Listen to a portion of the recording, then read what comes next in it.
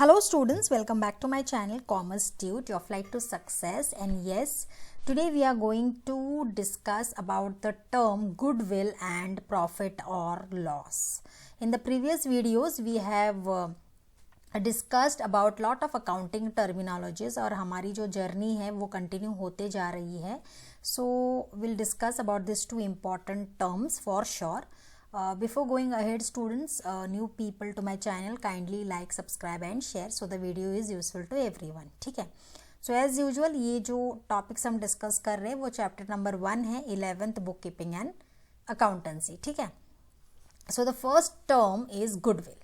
Students, goodwill is described as an aggregate of those intangible attributes of a business. Intangible का मतलब क्या है? Intangible in the sense the things which you cannot see and touch. Physically आप उनको touch नहीं कर सकते. तो ये जो attributes है वो business के, उसको हम aggregate totality में intangible attributes of business कह सकते हैं, क्योंकि ये contribute करता है business को उनकी जो अर्निंग कैपेसिटी है वो इंक्रीज करता है फ्रॉम अ नॉर्मल जो भी रिटर्न ऑन इन्वेस्टमेंट उनको मिलता है. इट में arise from certain attributes like favourable locations हो सकते हैं, लोकेशन सही मिल गया है, so that can also add your to your goodwill. Ability and skill of its employees, बहुत अच्छा काम करते हैं, एबिलिटी है तो वो भी एक गुडविल का काम करता है.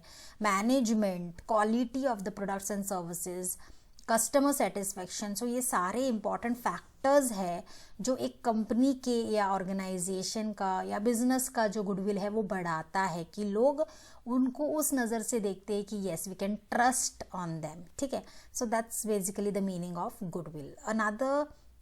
इन अनदर वर्ड आप इसको रेप्यूटेशन ऑफ बिजनेस भी बोल सकते हैं, जो एक्सप्रेस होता है इन टर्म्स ऑफ मनी. ठीक है.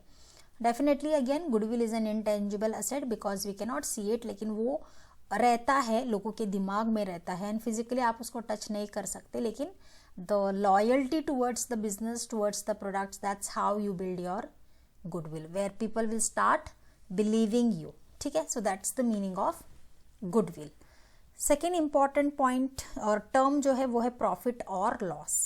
समझते हैं what do you mean by profit. For sure when the selling price of goods is more than cost price, definitely जब जिस प्रोडक्ट को आप सेल करते हो उसका प्राइस अगर ज़्यादा होता है comparatively to the cost price, जितना कॉस्ट मैन्युफैक्चर करने के लिए आपको लगा है, तो उसको हम प्रॉफिट कहते हैं.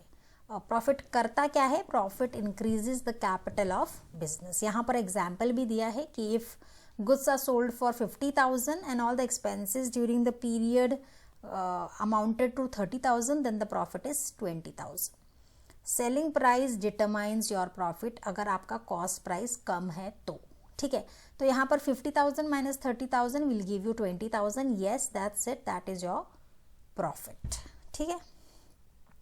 Then the second term, second point under this is loss.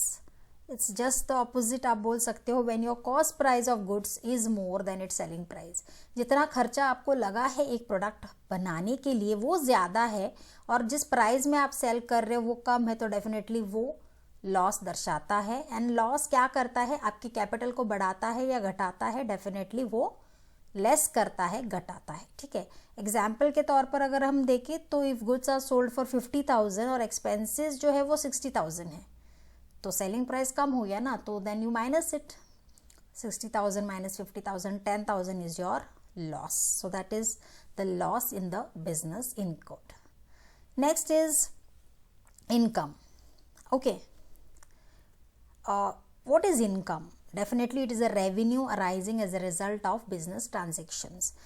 जो भी बिजनेस ट्रांजेक्शन्स करते हो, बाइंग सेलिंग, जो भी सेलिंग स्पेशली जब करते हो, तो जो भी आपको रिसीवेबल में आता है या जो आप रियलाइज करते हो from the services whatever you are providing, this income में be in the form of interest, dividend या कमीशन, जो भी आपको बिजनेस ट्रांजेक्शन्स में मिलता है उसको हम इनकम कहते हैं. ठीक है. Then what is revenue? Then again it is income that a business has from its normal business activities. Revenue तो रेवेन्यू जनरेट होता है, उसको आप इनकम भी बोल सकते हो. नॉर्मली जो बिजनेस एक्टिविटीज़ होते हैं जिसमें आप एक अमाउंट या एक इनकम आप जनरेट करते हो from sale of goods and services from the customers या to customers, that is called as revenue. ठीक है. So this are very very simple terms, लेकिन आगे चल के ये बहुत सारे प्रैक्टिकल प्रॉब्लम्स में आने वाले हैं. So it is always better that we understand them very clearly, so that whenever we will read the problems we'll come to know कि आखिर ये प्रॉफिट है, लॉस है, इनकम है या रेवेन्यू है. So these terms we have to be very very clear. So that's it children in this video, and today I think we have made this concept very clear. First goodwill and then profit or loss. कोई भी term अगर आगे चल के किसी भी problem में आएगा तो हम I think we will be in a better position to understand what do they really mean. ठीक है. So that's it in this video children. In the next video we will come with more terms, more accounting terminologies. Till then, thank you so much. Take care. Thank you.